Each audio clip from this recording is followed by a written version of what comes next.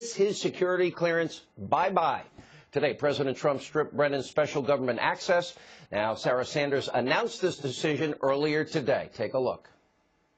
I've decided to revoke the security clearance of John Brennan, former director of the Central Intelligence Agency. At this point in my administration, any benefits that senior officials might glean from consultations with Mr. Brennan are now outweighed by the risks posed by his erratic conduct and behavior.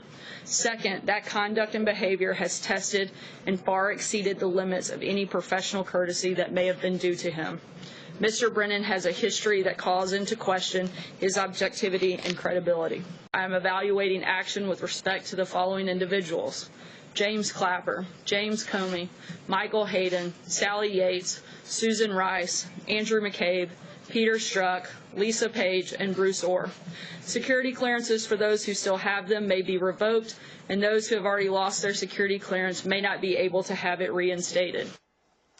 It is about time. For months right here on this program, we have been calling out Brennan over his serious and blatant abuse of power. For example, during his time as Obama CIA Director, John Brennan was responsible for the proliferation of Christopher Steele's dirty dossier in an effort to take down then-candidate Donald Trump and legitimize salacious, unverified claims, Russian lies found in that dossier. Brennan actually leaked its contents to then-Senator Harry Reid, who then subsequently alerted the public in an open letter to James Comey. He pushed Hillary Clinton's Russian lies to purposely deceive and lie to you, the American people. Why? So he could sway an election.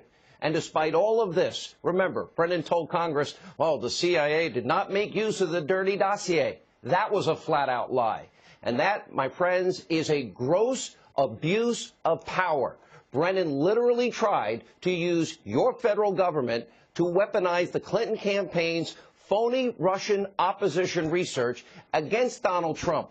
It's beyond disgusting. And by the way, he's a walking, talking representative of why the American people do not have faith and trust in their government.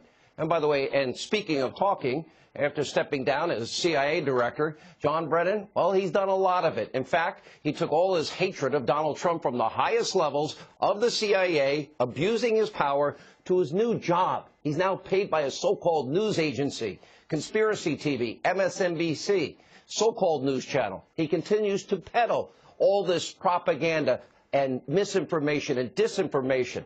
How fitting. Take a look at the conduct from a former so-called nonpartisan CIA director who once had his fingers on every American secret we have. Watch this.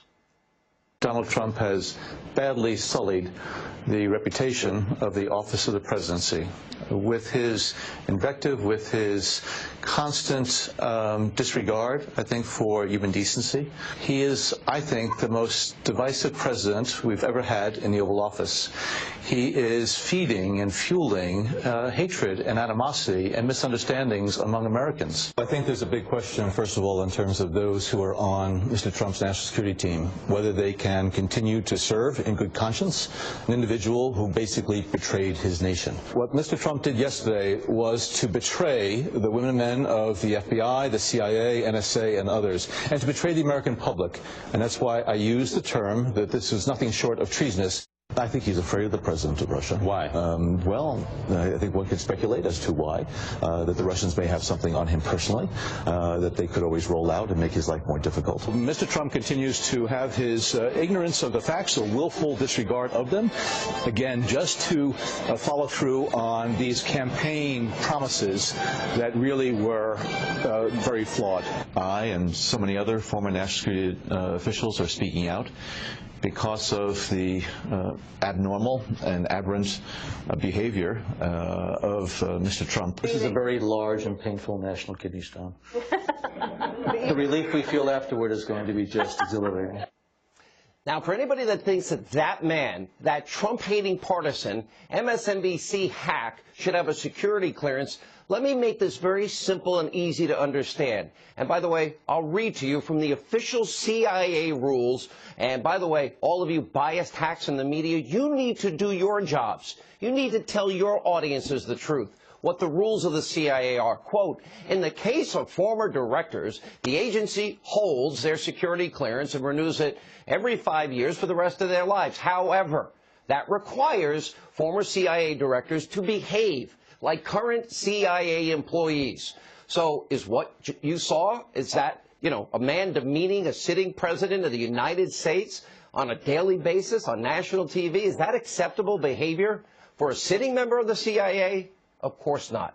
But the always indignant John Brennan, he's lashing out yet again today, writing on Twitter, quote, this action is part of a broader effort by Mr. Trump to suppress freedom of speech and punish critics. It should gravely worry all Americans, including intelligence professionals, about the cost of speaking out. My principles are worth far more than clearances. I will not relent.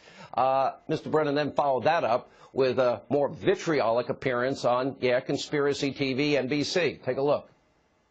I do believe that Mr. Trump decided to take this action, as he's done with others, to try to intimidate and suppress any criticism of him or his administration. And revoking my security clearances is his way of trying to get back at me. I've seen this type of behavior and actions on the part of foreign tyrants and despots and autocrats for many, many years during my CIA and national security career.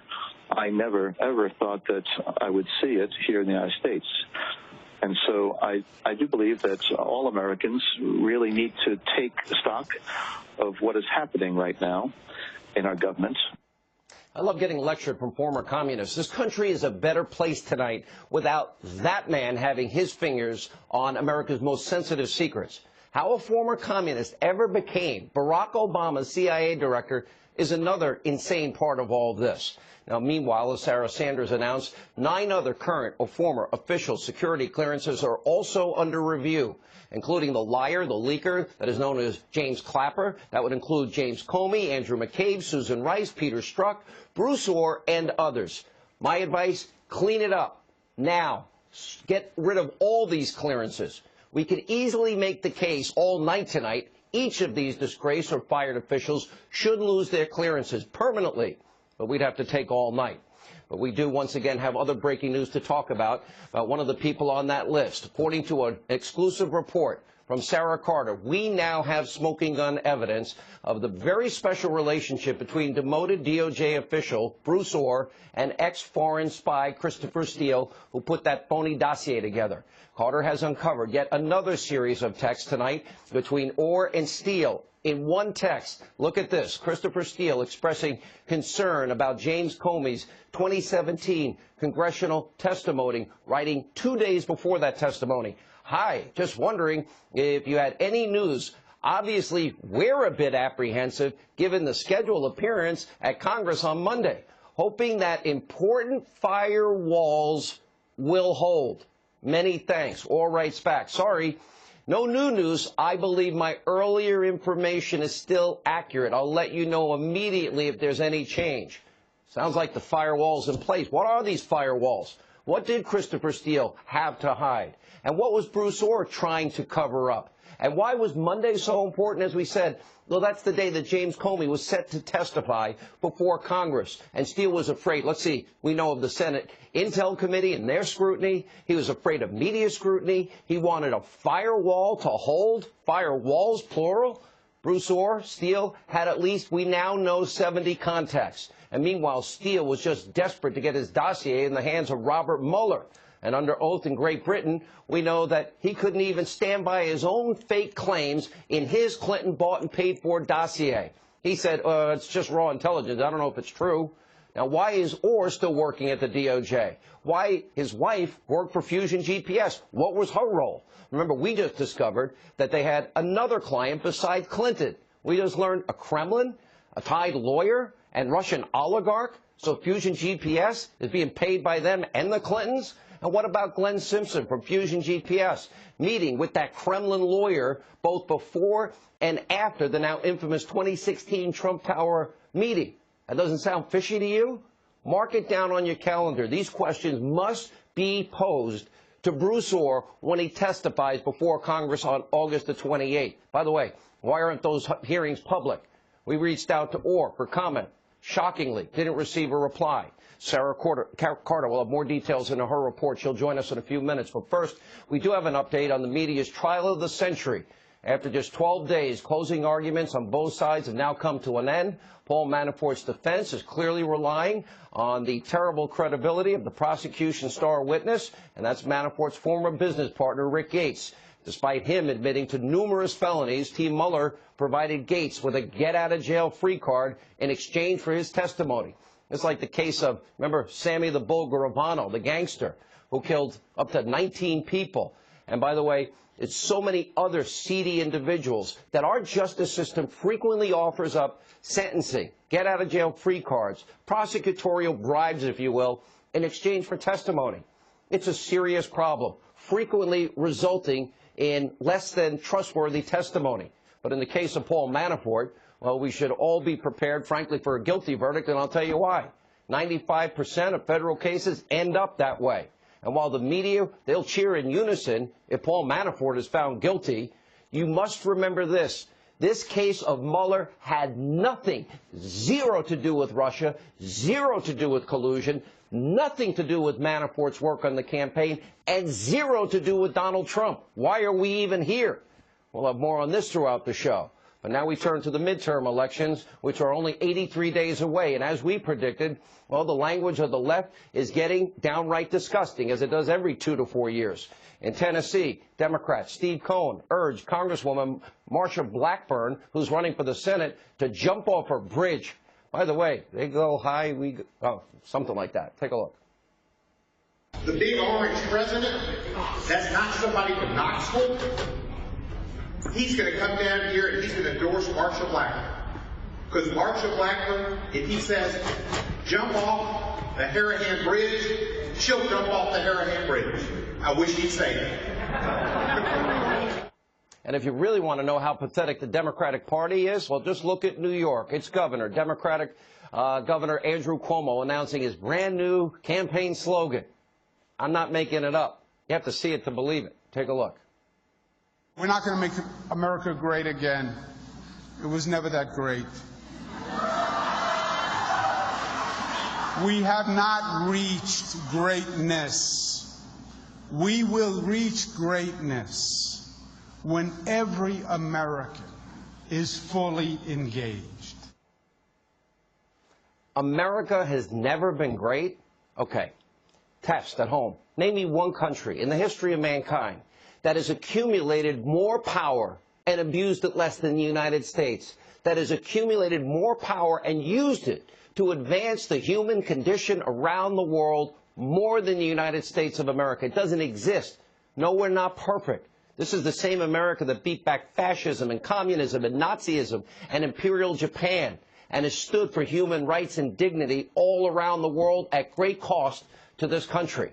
Now, of course, what segments on America's left would be complete without an overt threat to the President of the United States? Take a look. This poster from the band Pearl Jam showing what appears to be the skeletal remains of a dead President Trump outside a burning White House. And while Pearl Jam apparently wants the president to go down in flames, most Democrats, they'll just settle for impeachment. It is the cornerstone of what is their political strategy for 83 days, should they win in November. And no one has been more upfront about this plan than the de facto leader of the Democratic Party, Maxine Waters. Let's take a look. Your birthday is on Wednesday. Yes. So pre-happy birthday. But on Wednesday, if you could be granted one birthday wish, what would that be? I guess now my biggest birthday wish would be that we're able to get a leader of this country who represents us. I would wish that we could remove him from office and go about getting the kind of president that we could all be proud of. And if he's not impeached, if he cannot be impeached, 2020 is coming up, and I believe that American people are going to do the right thing for our country, stand up for what is right, and get rid of this man who is embarrassing us all. Well, today, Maxine Waters' birthday wish, it didn't come true, but President Trump did honor her 80th birthday on Twitter. He wrote, quote, "Happy birthday to the leader of the Democratic Party, Maxine Waters." On this program, we'd also like to wish Congresswoman Waters a very happy birthday. And to celebrate, well, we put together a montage of the very best of the leader of the Democratic Party that would like to take power in 83 days. Take a look. The Senate Intel Committee, with the House Reclaiming my Intel time. Committee, with the Reclaiming my Senate time. Judiciary Reclaiming Committee. my time. Okay. Reclaiming Matter of my fact, time. Mr. Secretary, Reclaiming my the time belongs to the gentlelady from California.